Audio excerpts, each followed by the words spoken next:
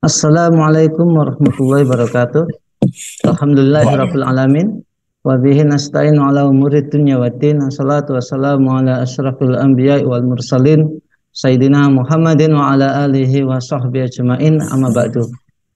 Alhamdulillah, para pemirsa Khilafah News yang dirahmati oleh Allah, kita berjumpa lagi dalam program kesayangan kita, yakni Kabar Petang. Hari ini Kamis, eh, hari ini maaf, Jumat 18 November 2022, bersama saya Nanang Setiawan. Kita akan membahas tema-tema terkini bersama dengan narasumber yang terpercaya, tentu saja dari sudut pandang Islam. Inilah Kabar Petang selengkapnya.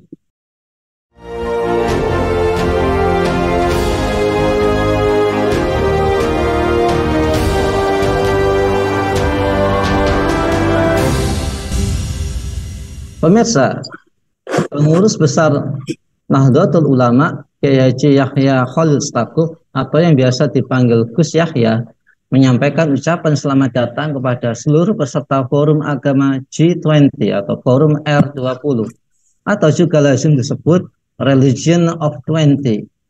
Gus Yahya menyampaikan selamat datang di Provinsi Bali, sebuah tanah Hindu yang berada di Indonesia, sebuah negara dengan mayoritas penduduknya beragama Islam, yang mengizinkan Bali untuk tetap melestarikan tradisi dan budaya untuk unik Hindunya sendiri. Forum R20 ini dihadiri 400 lebih peserta yang terdiri dari 150-an tokoh lintas agama dunia dan 250 partisipan domestik. Apa tujuan politis agenda R20? Apa pemikiran yang diusung? Bagaimana menyikapi pengarus utamaan moderasi agama yang sedang digencarkan pemerintah? Untuk membahasnya kami terhubung dengan Kiai Abu Zaid dari Tabayun Center. Assalamualaikum Kiai. Waalaikumsalam warahmatullahi wabarakatuh. Alhamdulillah sehat Kiai nggih? Alhamdulillah, Pak Nana sehat juga. Alhamdulillah sehat Ustaz. Kiai, Alhamdulillah. Forum Agama G20 atau Religion of 20 yang merupakan bagian rangkaian perhelatan KTT G20 telah berlangsung pada 2 sampai 3 November 2022 di Nusa Dua Bali. Apa sebenarnya tujuan politis agenda R20? Kemudian apa pemikiran yang diusung, Ustaz? Baik, bismillahirrahmanirrahim. Alhamdulillahirabbil alamin. Wassalatu wassalamu ala asyrofil anbiya'i wal mursalin Sayyidina Maulana Muhammadin wa ala alihi washabihi ajmain. Pemirsa yang berbahagia, jadi untuk agenda ya yang tadi sudah disebutkan yang dilakukan di Bali, ini sebenarnya agenda yang berkelanjutan dari negara-negara kapitalis dunia yang faktanya adalah negara-negara penjajah untuk melestarikan dominasi mereka di seluruh dunia, khususnya di negeri-negeri Islam. Nah, targetnya sebenarnya adalah menjinakkan umat Islam agar menerima penjajahan mereka dan tidak melakukan lagi perlawanan. Sebenarnya secara simpel seperti itu. Oleh karena itu, yang mereka serang itu adalah pemikiran-pemikiran Islam yang dianggap bertentangan dengan keberadaan mereka sebagai penjajah di negeri-negeri Islam. Jadi mereka sudah memahami betul bahwa Islam itu merupakan kunci kekuatan umat Islam. Ajaran Islam, akidah dan syariat Islam itu merupakan kunci kekuatan umat Islam. Nah, oleh karena itu, selama umat Islam masih memiliki keyakinan yang benar terhadap Islam, masih memahami Islam sebagaimana diwariskan oleh Rasulullah Muhammad SAW, maka mereka tidak akan bisa pernah menjinakkan umat Islam.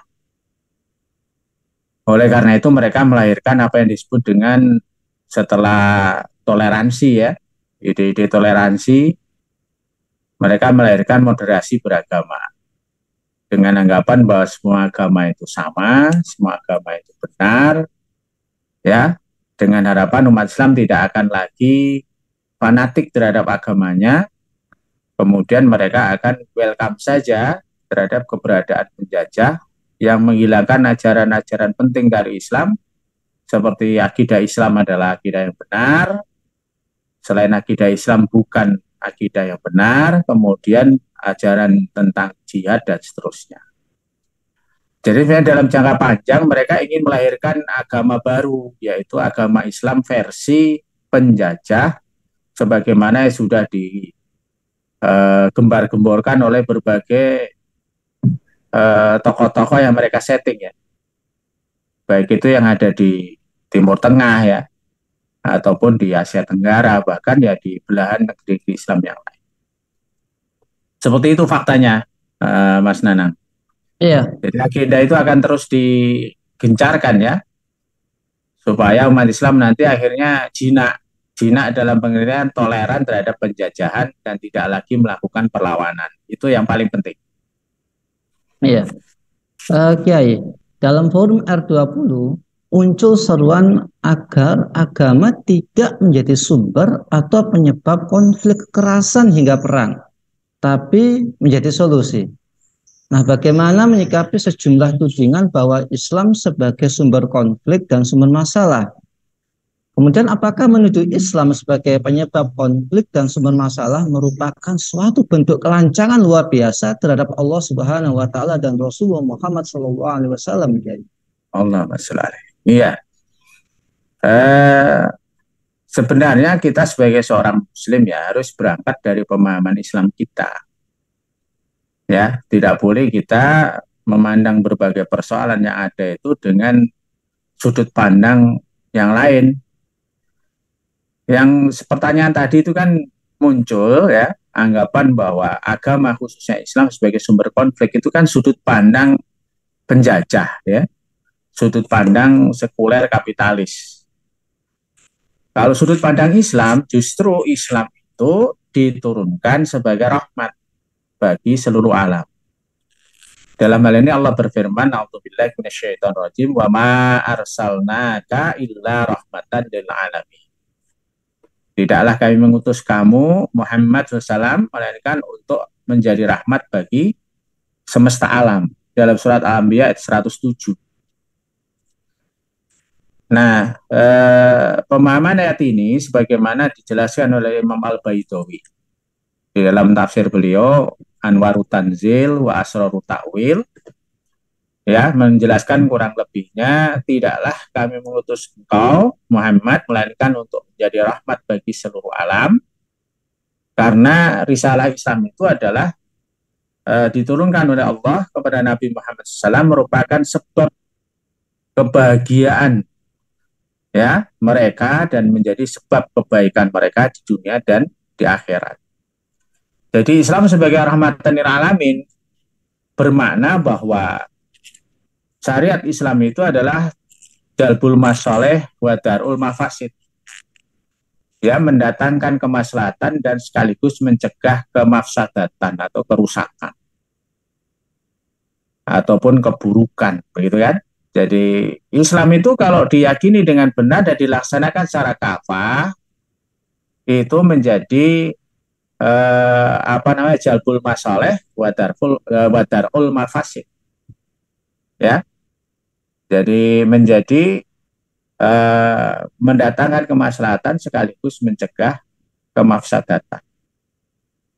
Nah, ini yang kemudian menjadi sumber keyakinan bagi setiap muslim untuk hanya menjadikan Islam sebagai satu-satunya sistem kehidupan.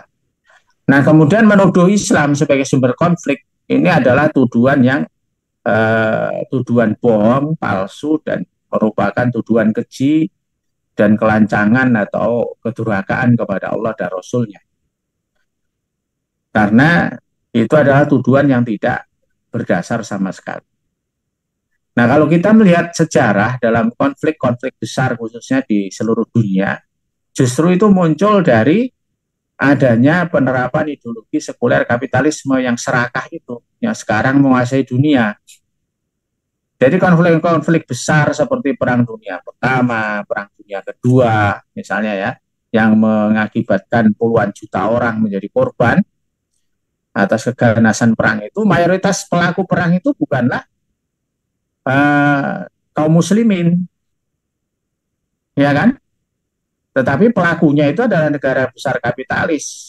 Pemicu perang itu dari Eropa. Ya, negara-negara seperti Inggris, Prancis, Jerman, ya, Italia dan lain-lain itulah pelaku utama Perang Dunia Pertama maupun Perang Dunia Kedua. Meskipun agak sedikit berbeda ya pelaku-pelaku utamanya, tapi mereka-mereka juga gitu kan. Atau kalau di Asia pelaku utama Perang Dunia Kedua Jepang, tapi apakah Jepang itu wakili umat Islam dan agama Islam? Kan sama sekali tidak. Kita tahu persis ya Jepang itu kan. Malah kita misalnya Indonesia yang mayoritas muslim menjadi korban dari Perang Dunia Kedua, kita dijajah oleh Jepang dan seterusnya. Nah jadi itu tuduhannya sama sekali tidak berdasar. Atau kalau kita lihat konflik di Afrika, antara negara-negara Afrika, perang yang berkepanjangan, di Afrika Tengah, di Kongo, dan lain-lain, itu karena keserakahan negara kapitalis dalam memperebutkan sumber daya alam di Afrika. Ya, mereka mengadu domba penduduk lokal, kekuasaan-kekuasaan lokal untuk saling berperang, sehingga mereka bisa mendapatkan konsesi sumber daya alam yang melimpah di Afrika. Mereka membentuk pasukan-pasukan bayaran ya untuk dipekerjakan pada rejim-rejim yang mereka dukung dengan bayaran yang mahal, sekaligus karena ada instabilitas politik lokal, mereka bisa banyak bermain di sana. Itulah yang kenapa mereka justru menyulut perang-perang yang selalu terus terjadi di Afrika. Atau misalnya konflik di Asia Tenggara ataupun di Asia Timur ya, misalnya di Vietnam, kemudian di perang di Vietnam, kemudian Korea Utara, Korea Selatan, itu sama sekali nggak ada hubungan dengan umat Islam, apalagi dengan ajaran Islam. Terus bagaimana mereka kemudian berani menyatakan bahwa Islam sumber konflik? Kemudian kejadian perang Irak, ya yang masih segar dalam ingatan kita dengan lebih dari 1 juta kaum muslim menjadi korban. Ya, itu siapa pemicunya? Ya Amerika, ya kan? Mereka yang menyerang Irak dan itu kepentingan konglomerat-konglomerat besar perusahaan-perusahaan raksasa Amerika untuk mendapatkan proyek-proyek besar di Irak khususnya terkait dengan minyak dan lain-lain. Jadi konflik-konflik yang ada di dunia itu tidak ada hubungannya dengan Islam dan kaum muslimin. Islam dan kaum muslimin kalaupun terlibat itu posisinya sebagai korban. Ya, sebagai korban. Baik itu korban perang maupun korban intrik-intrik politik yang mereka lakukan untuk bisa menguasai kaum muslimin dan khususnya sumber daya alam mereka di Timur Tengah, misalnya minyak yang begitu melimpah. Atau misalnya konflik di Indonesia yang terjadi, kondisi-kondisi kita misalnya ya, penguasaan sumber daya alam, minyak, gas, ya, tambang-tambang lain, nikel yang sekarang di Sulawesi misalnya, atau misalnya batu bara sekarang harganya begitu melonjak tajam. Siapa yang menguasai itu semua? Bukan umat Islam. Terus bagaimana mungkin mengatakan bahwa Islam sebagai sumber konflik? Itu mengada-ada sama sekali. Ya, utang pemerintah yang lebih 7.000 triliun misalnya, apakah itu disebabkan oleh ajaran Islam? Padahal di sisi lain jelas bahwa Islam saat ini di seluruh muka bumi tidak diterapkan secara kafah. Ideologi Islam sebagai rahmatan lil alamin tadi tidak dilaksanakan. Sehingga bagaimana mungkin yang tidak sedang melaksanakan atau yang tidak sedang dilaksanakan dituduh sebagai sebab ya konflik dan berbagai perang. Tentu yang layak dan memang begitulah faktanya sebagai sumber konflik dan berbagai perang di muka bumi adalah ideologi yang sedang diterapkan, yaitu sekuler kapitalis itu. Itu juga terjadi di negeri ini. Jadi kemiskinan yang terus melimpah di Indonesia, ya kan? Terus korupsi yang begitu rupa, kemudian hukumnya tidak berjalan sebagaimana mestinya. Itu sama sekali tidak ada kaitannya dengan Islam dan kaum muslimin. Ya, itu semuanya bukan sistem Islam dan dilaksanakan bukan dalam rangka untuk menjalankan akidah dan syariat Islam. Begitu kurang lebih, Bang Nanang. Iya.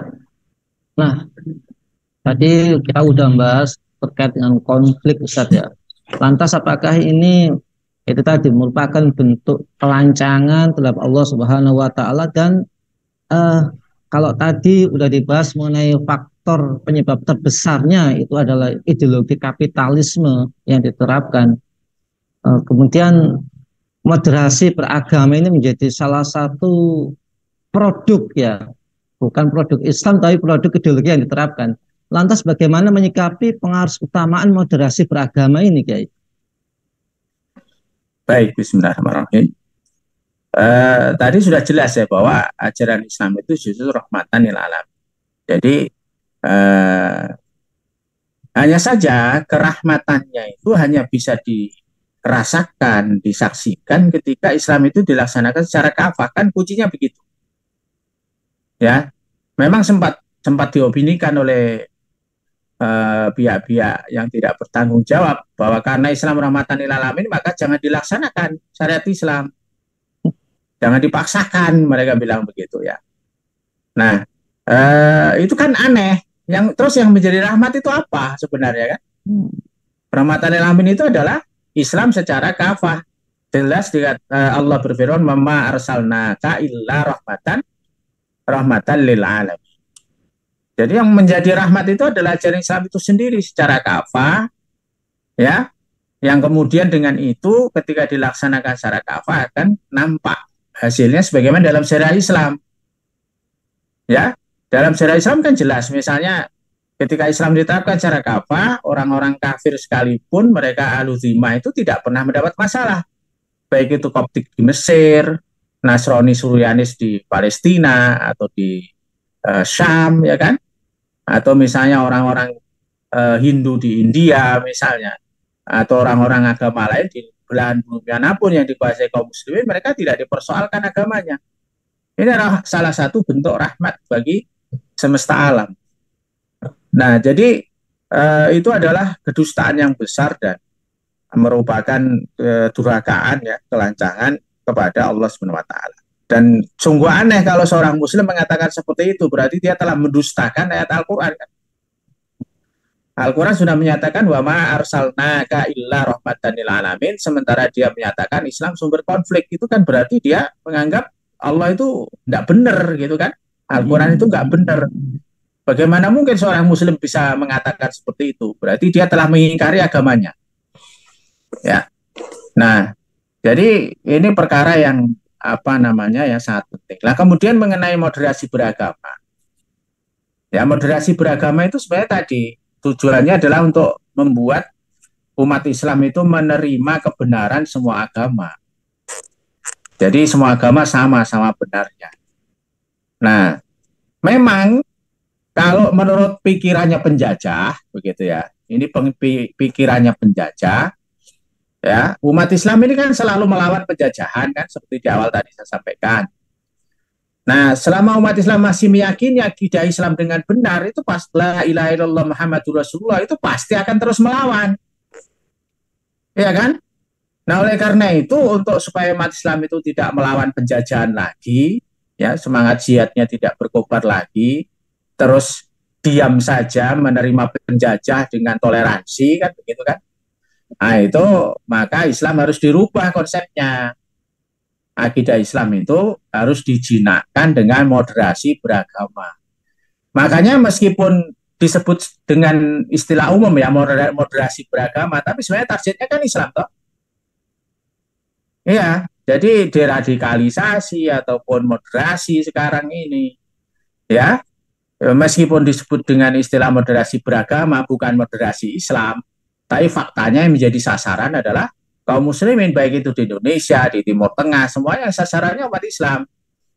Supaya umat Islam itu menerima penjajah dengan lapang dada dan tidak lagi melakukan perlawanan terhadap penjajah di negeri Islam, sehingga eksistensi kapitalisme global negara-negara penjajah itu tetap akan lestari, ya, menguasai dunia, khususnya di negeri-negeri Islam dan menghisap ya seluruh sumber daya alam yang kita miliki. Sebenarnya targetnya terakhirnya kan begitu. Jadi itu tidak ada hubungannya dengan apa namanya kepentingan umat Islam sama sekali. Nah ini yang perlu dipahami oleh umat Islam. Begitu, insya Allah, Bang Nanang. Iya, Kiai. Eh, ini lebih menjorok ini pertanyaannya. Apakah berbagai kerusakan dan problem di dunia terjadi karena penyimpangan terhadap syariahnya? Kemudian menyambung dari pertanyaan tersebut, apakah syariat Islam merupakan solusi yang dinamis dan terbaik untuk segala problem kehidupan manusia? Iya, baik ya. Bismillahirrahmanirrahim. Memang Al-Quran sendiri sudah menyatakan itu, bahwa segala kerusakan, penderitaan, bahkan stres ya kan, kalau personal ya kasusnya. Sekarang stres ya, bahkan apa itu? Bukan hanya stres, apa itu namanya? Depresi ya. Depresi. Nah, terus pada bunuh diri gitu kan. Masya Allah. Sampai mahasiswa pun itu banyak terjerat pinjaman online sampai miliaran rupiah itu ya. Nah itu kenapa? Karena Allah sendiri sudah menyatakan dhaharal fasadu fil bari wal bahri bima kasabat aydin nas. Ya. Jadi telah nampak kerusakan di darat dan di laut disebabkan oleh perbuatan tangan manusia. Jadi al-fasad di situ adalah kemaksiatan. Ya. Jadi kerusakan di darat dan di laut itu karena kemaksiatan manusia, ya. Liudhiqahum ba'dallazi amilu la'annahum yarji'un. Ya, supaya Allah menimpakan kepada mereka sebagian dari akibat perbuatan mereka agar mereka kembali ke jalan yang benar. Jadi harapan dari ayat ini sebenarnya la'allahum yarji'un itu setelah mendapatkan berbagai macam apa namanya kesulitan dalam kehidupan itu mereka bisa berpikir ulang dan kembali ke jalan yang benar. Ya. Nah, itulah yang kemudian terjadi hari ini. Ketika umat Islam khususnya tidak melaksanakan Islam secara kafah, maka kita sebagai umat Islam ini jatuh dalam kondisi apa namanya kehancuran total begitu ya. Coba kita lihat sekarang. Umat Islam itu umat terbaik di dalam Al-Quran begitu, tapi faktanya sekarang kita kalah dalam semua lini kehidupan. Jangankan urusan politik, kekuasaan, ya, urusan ekonomi, ya, atau urusan yang lain lah, ya, masalah kekuatan pertahanan militer segala macam. Ya, dalam urusan keluarga saja umat Islam sekarang begitu mudah ya di setting oleh apa yang viral di media sosial kan. Bagaimana gaya istri-istri orang Islam ya kan disetting oleh sosial media. Ya, anak-anak kita begitu mudahnya disetting gaya hidupnya oleh sosial media, apa yang viral mereka ikuti ya. Nah, itulah contoh yang paling ringan. Ya. Jadi kerusakan ini semuanya terjadi karena tidak mengikuti apa yang sudah Allah perintahkan dalam Al-Quran dan telah dicontohkan secara praktis oleh Rasulullah Muhammad SAW. Nah, kemudian mengenai apakah syariat Islam bisa menjadi solusi dinamis ya terhadap seluruh problem yang muncul di muka bumi, ini bukan hanya bisa atau mungkin ya, tapi itu pasti. Ya, itu pasti.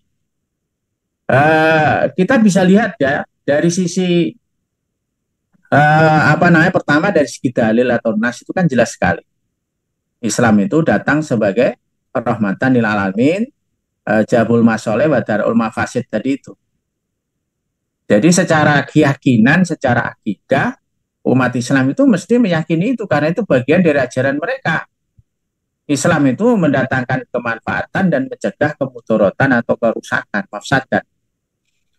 Nah, kemudian yang kedua dari segi sejarah kita melihat bagaimana umat Islam itu eksis mengatur dunia menjadi kekuatan utama di muka bumi, ya, yang bisa menciptakan kesejahteraan, ya, bagi seluruh rakyatnya, tidak membedakan Islam atau tidak sebagai rakyat, ya. Itu semua karena menerapkan Islam secara kafah. Islam mengatur pemerintahan, bagaimana pemerintahan itu, kalau sekarang istilahnya apa itu, pemerintahan yang bisa di istilahnya terbuka untuk kritik, kemudian bisa istilahnya penguasa itu taat hukum dan seterusnya, sebagaimana dicontohkan oleh Khalifah Rasyidin ataupun khalifah-khalifah sesudahnya ya. Nah itu menunjukkan bahwa Islam itu bisa menyelesaikan masalah-masalah itu. Bagaimana secara terbuka Islam tidak membeda-bedakan orang berdasarkan kasta ataupun kelas sosial tertentu, ya kan? Sehingga misalnya calon khalifah bisa siapa saja, yang penting memenuhi syarat secara syariat, tidak harus anak atau keluarga khalifah sebelumnya. Nah itu perkara-perkara yang dijelaskan dan diterapkan. Kemudian masalah ekonomi misalnya, kenapa Islam bisa mengatur ekonomi untuk kesejahteraan semua orang? Ya banyak aspek di situ, diantaranya ya kekayaan alam yang jumlahnya banyak tidak boleh dimiliki individu, apalagi swasta asing. Ya, yang kemudian kekayaan alam itu misalnya di Indonesia ini ya, yang jumlahnya hasilnya ribuan triliun mungkin tiap tahun itu habis begitu saja. Ya, rakyat makin susah. Batu bara Kalimantan itu rakyatnya ya dapat kebanjiran ukur aja itu. Ya, sementara batu baranya habis untuk kepentingan oligarki dan seterusnya. Nah, kemudian misalnya riba diharamkan dalam Islam itu bahkan apa namanya para ahli ekonomi barat sendiri mengakui kalau ingin ekonomi itu sehat, ya kan? Misalnya kayak Lord Keynes itu yang melahirkan ekonomi apa teori Keynesian itu kan menegaskan kalau ekonomi mau sehat itu apa namanya bunga itu harus sama dengan nol, artinya kan tidak ada riba, ya tidak ada riba. Nah itu ajaran Islam itu sebenarnya, ya. Atau kalau kita bicara tentang bagaimana konflik itu dikendalikan dan tidak terjadi konflik yang meluas sebagaimana yang sekarang terjadi, Islam itu sudah menentukan bagaimana harus berbuat adil kepada semua orang. Kan sumber konflik utama itu kan tadi karena keserakahan dan ketidakadilan itu kan. Karena orang serakah akhirnya yang kuat serakah, dia yang kuat yang menang, yang lain ditindas. Terus harta milik orang lain, kekayaan negara lain kok direbut, dirampas ya, dengan perang ya, dijajah segala macam. Nah, akhirnya muncul konflik-konflik besar di situ. Nah, kalau Islam tidak begitu, kan diperlakukan dengan adil. Kalau semua orang diperlakukan dengan adil, maka dengan sendirinya konflik itu bisa diminimalisir kecuali orang-orang yang memang dolim, jahat dan seterusnya. Dan yang itu harus diselesaikan. Nah, justru itu yang harus dilakukan oleh umat Islam ya. Jangan sampai kita malah mengikuti agenda dan permainan negara-negara kapitalis penjajah yang justru menjadi biang kerok atau aktor utama munculnya konflik-konflik besar di muka bumi. Begitu mungkin, Bang Nana. Iya, baik Kiai. Masya Allah, jadi di balik moderasi beragama ini memang ada agenda penjajahan, terus ini ya penyesatan umat Islam supaya terus terjajah oleh kepentingan-kepentingan Barat ini. Luar biasa ini. Baik, Kiai Abu Zaid, terima kasih atas pemaparannya.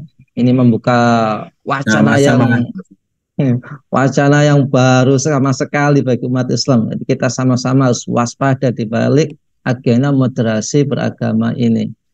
Baik, semoga sehat dan sukses selalu Kiai. Amin, sama-sama, Bang Anang. Sami-sami. Baik, para pemirsa khilafah ini yang dirahmati oleh Allah Subhanahu Wa Taala, demikianlah acara kabar petang kita pada kesempatan sore hari ini. Semoga kita semua mendapatkan keberkahan di hari Jumat yang mulia ini. Dan jangan lupa untuk like, subscribe, komen positif, dan jangan lupa share, bagikan ke keluarga Anda, ke sahabat-sahabat Anda. Semoga menjadi kebaikan bagi kita di dunia dan di akhirat nanti. Amin. Saya Nanang Setiawan undur diri. Sampai jumpa di lain kesempatan. Wassalamualaikum warahmatullahi wabarakatuh.